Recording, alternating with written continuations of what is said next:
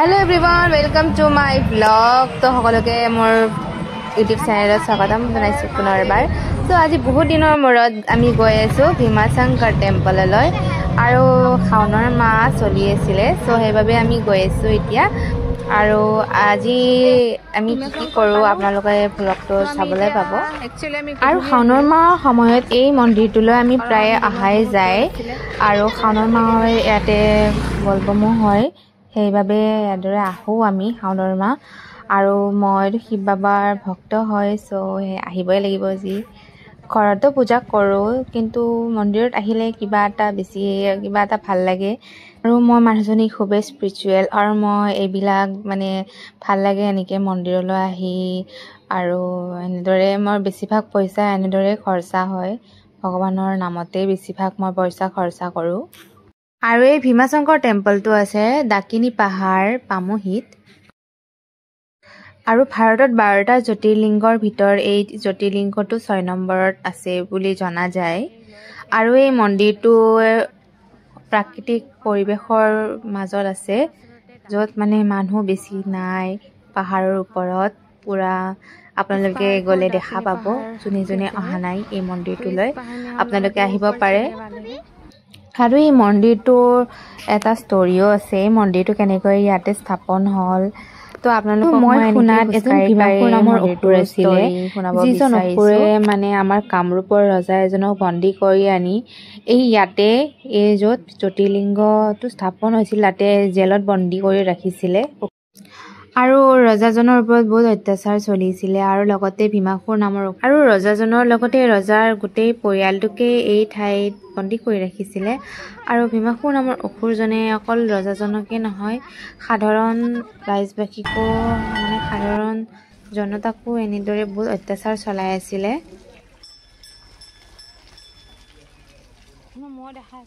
তো জেলৰ ভিতৰতে ৰজা আৰু ৰজাৰ পৰিয়ালটোৱে ইয়াতে শিৱ বাবাক পূজা অৰ্চনা কৰিছিলে আৰু এই কথা মনে মনে কৰিছিলে ৰজাজনে শিৱ বাবাৰ পূজা।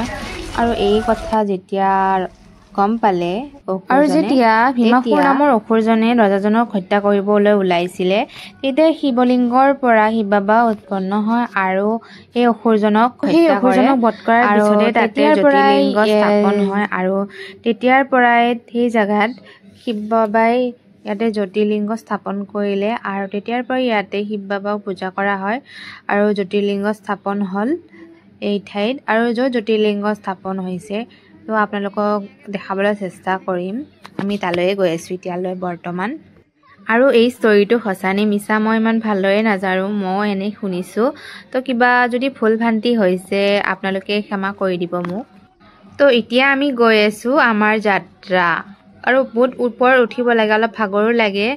চ' আজি মই একোৱে খোৱা নাই দিনটো, চ' অলপ বহুত ভাগৰুৱা অনুভৱ হৈছে আৰু অৱস্থাও নাই গৰমতে পূৰা।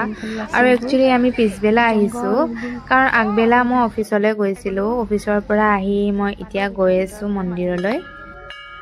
তো আমি যিমানে ডাঙৰ মানুহ হৈ যাওঁ আমি ভগৱানক কেতিয়াও পাহৰিব নালাগে, এইটো মই বিশ্বাস কৰোঁ। আৰু মই খুবেই স্পিৰিচুৱেল আৰু মই ভগৱানক বহুত বিশ্বাস কৰোঁ যে ভগৱান আছে সঁচাকৈ। তো মই এইটো চিৰ সত্য বুলি বিশ্বাস কৰোঁ। আমি ভগৱানক দেখা নাপাওঁ কিন্তু আমাৰ আশে পাশে তেওঁলোক আছে, তো এইটো মই মানো। আৰু মই এইটো কাৰোবাক দেখাবৰ কাৰণে ভগৱানক পূজা নকৰোঁ, মই ভগৱানক ভাল পাওঁ বাবে এনেদৰে মন্দিৰলৈ আহোঁ আৰু মোৰ খুব ভাল লাগে এনেকৈ মন্দিৰত আহি। তো সেই আৰু এটা স্মৃতি মই জড়িত কৰিব বিচাৰোঁ মোৰ, যিহেতু জীৱনৰ কোনো গেৰেণ্টি নাই কোন কাৰ কেতিয়া কি হৈ যায়। চ' জীয়াই থকা দিনকেইটা এনেদৰে আমি ভগৱানক নাম গুণ গাই থাকিব লাগে। সেই ব্যস্ততা ভৰা জীৱনত আমি কেতিয়াবা সময় পালে এনেদৰে ভগৱানৰ মন্দিৰলৈ অহা যায় আৰু শাওণ মাহত এনেকৈ অহাই যায় মোৰ। তো মোৰ মন্দিৰলৈ আহি মোৰ খুবেই ভাল লাগে, মোৰ নিজকে মন্দিৰত যেতিয়াই আহোঁ মোৰ নিজকে কিবা পবিত্ৰ যেন অনুভৱ হয়। আৰু সমাজখনত কিমান যে নিগেটিভিটি, চ' সেইবাবেই আৰু ভগৱানৰ ঈশ্বৰৰ এনেদৰে পূজা অৰ্চনা কৰি কেনে খুবেই ভাল লাগে। চ' এইবিলাক মানুহত চোৱাতকৈ আমি ভগৱানৰ আশে পাশে থকাই ভাল। আৰু এই সমাজত সকলোবোৰ মানুহ আজিকালি স্বাৰ্থপৰ হয় তো সেয়ে স্বাৰ্থপৰ মানে যিহেতু স্বাৰ্থপৰ পৃথিৱী তে কিন্তু ভগৱান কেতিয়াও স্বাৰ্থপৰ নহয় ভগৱানে কেৱল নিজৰ ভক্তৰ কথাই ভাবে চিন্তা কৰে তেওঁ কেতিয়াও নিজৰ কথা চিন্তা নকৰে ভক্তৰ বাবে তেওঁলোক আছে আৰু টকা পইচাৰে ভগৱান কেতিয়াও সন্তুষ্ট নহয় এইটো চিৰসত্য কথা যদি আপুনি শুদ্ধ মনেৰে ভগৱানক য'ত পূজা কৰে ঘৰত কৰিলেও তেওঁ ভগৱান আপুনি পাব আৰু মন্দিৰত কৰিলেও পাব এইটো নহয় যে মন্দিৰতে কেৱল ভগৱান থাকে এইটো নহয় সকলো জাগাতে ঈশ্বৰ বিৰাজমান যে এইটো নহয় যে ইয়াতে অকল ভগৱান আছে মই কেৱল আহোঁ মন্দিৰলৈ কিবা এটা ভাল লাগে সেইবাবে এনেতো মই ঘৰতে পূজা কৰা যায় কিন্তু শাওণৰ মাহত মই এইটো মন্দিৰত আহোঁ কাৰণ মন্দিৰটো কিবা জাগাখিনি মোৰ খুবেই ভাল লাগে সেইবাবে আৰু এই জাগাখিনিৰ আশে পাশে চাৰিওফালে পুৰা প্ৰাকৃতিক পৰিৱেশে গছ-গছনিৰে ভৰা য'ত মানুহ নাই বেছি কেৱল ভক্ত আৰু এই বলবমৰ সময়ত আহিবই মানুহ মানে পুৰা লাইন পুৰা আৰু আমি আবেলি আহিছিলোঁ সেইবাবে বেছি লাইন পোৱা নাই যদি আমি ৰাতিপুৱা নহ'লে আফটাৰনুন আহিলোঁ হয় তেতিয়াহ'লে বহুত দীঘল লাইন পালোঁ হয় সো ইভিনিং অহাৰ বাবে আজি মানে কম লাইনতে থাকিলোঁ নহ'লে বহুত দীঘলীয়া লাইন হ'ল হৈ গ'ল তো আজি আমি তিনিজনী আহিছোঁ মানে মন্দিৰলৈ তো আমি মানে এনেদৰে শাওণৰ মাহত আহোঁৱেই মন্দিৰটোলৈ আমি মানে খুব ভাল লাগে ইয়ালৈ আহি কেনে মই বেছিভাগ মন্দিৰলৈ ফুৰিব যাওঁ বেছিভাগ মানে মোৰ ভিডিঅ'ত দেখাই পাব আপোনালোকে বেছিভাগ মানে মোৰ মন্দিৰতে মোৰ ভিডিঅ' আছে কিয় বা নাজানো ভগৱানে নিজে টানি লৈ যায় মই বেলেগ জেগাত যাব খুজিলে কিন্তু মই মন্দিৰলৈ যোৱা যায় তো আমাৰ অৱস্থা দেখিছে একেবাৰে গৰমত ঘামি চামি উৎপাত আৰু আমি এতিয়া লাইন পাতি আছোঁ আৰু অলপ পিছত পামেই আৰু দেখিছে মন্দিৰটো ক'ত আছে ইয়াতে কোনো ধৰণৰ মন্দিৰ বনোৱা নাই কাৰণ শিৱ বাবাই ইয়াতে এবাৰ মন্দিৰ বনাবলৈ আহিছিলে কিন্তু ইয়াৰে হাতীবোৰে ইয়াতে মন্দিৰ বনাবলৈ নিদিয়ে আৰু ইয়াত বহুত ধৰণৰ হাতীও আছে এই জংগলখনত আৰু কোৱা হয় হাতীয়ে ইয়াতে নিজে ৰাতিপুৱা পানী ঢালি থৈ যায় আৰু ইয়াতে শিৱ বাবাই চাগে মন্দিৰ ভাল নাপায় সেইবাবে ইয়াতে মন্দিৰ আজিলৈ বনোৱা হোৱা নাই এনেদৰে প্ৰাকৃতিক পৰিৱেশৰ মাজত ইয়াতে জ্যোতিৰ্লিংগটো আছে ইয়াতে মন্দিৰ বনাবলৈ ইয়াতে বনোৱা হৈছিলে এবাৰ তেতিয়া ইয়াতে নিজে নিজে ভাঙি থাকিলে আৰু তেতিয়াৰ পৰাই মানে ইয়াতে মন্দিৰ বনোৱা নহয় এনেদৰে ইয়াতে শিলৰ মাজত নিজৰাৰ বুকুত ইয়াতে জ্যোতিৰ্লিংগটো আছে আৰু এনেদৰে ইয়াতে থকা হয় এনেদৰে মানুহবোৰ আহে আৰু ইয়াৰে আশে পাশে আপোনালোকে ঘৰো দেখিবলৈ নাপায় ইয়াত মানে ঘৰ নায়েই ক'বলৈ গ'লে দূৰত আছে কিন্তু এইখিনি জেগাত মানুহৰ ঘৰ নাই কাৰণ জংগল এৰিয়া হয় চ' সেইবাবে ইয়াতে ৰাতিও মানুহ থাকিব নোৱাৰে মানে 6টা-7টাৰ পিছত ইয়াতে মানুহ থকা নিষেধ মানে মানুহবোৰ ওলাই যাব লাগে এতিয়া বলবমৰ সময়ত অলপ ৰাতিলৈ থাকে বাৰু 6টা-7টা মানলৈ তাৰপিছত মন্দিৰ বন্ধ কৰি দিয়া হয় কাৰণ জংগল এৰিয়া আৰু ইয়াতে হাতীও আছে বনৰীয়া হাতী সেইবাবে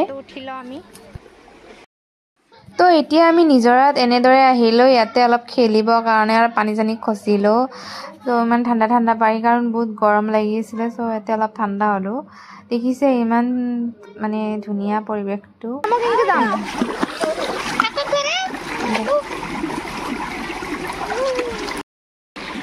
তো গাইস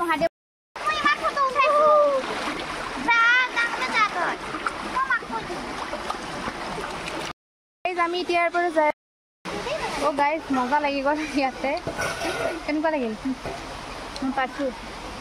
পাইছে বোলে একো খোৱা নাই দিনটো পুৰা শুনি আছোঁ চব ভোক লাগিছে বহুত হয় এতিয়া আমাৰ ইয়াৰ পৰা যাবই হ'ল পুৰা জিগি গৈছে পুৰা নিজৰ গা ধুই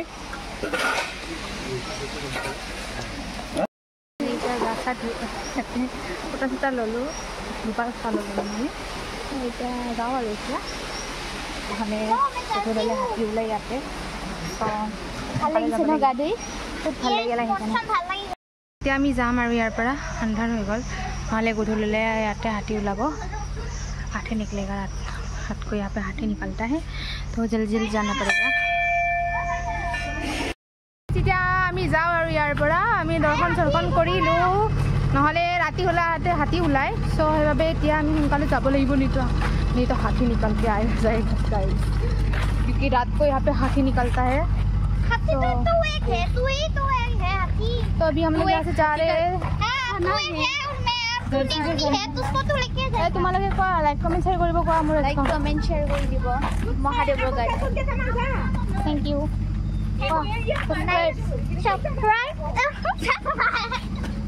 সাবস্ক্ৰাইব কৰি দিব দেই গাইজ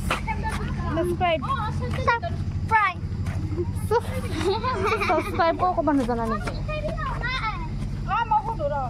তো গাইজ আমি যাওঁ এতিয়া বাই বাই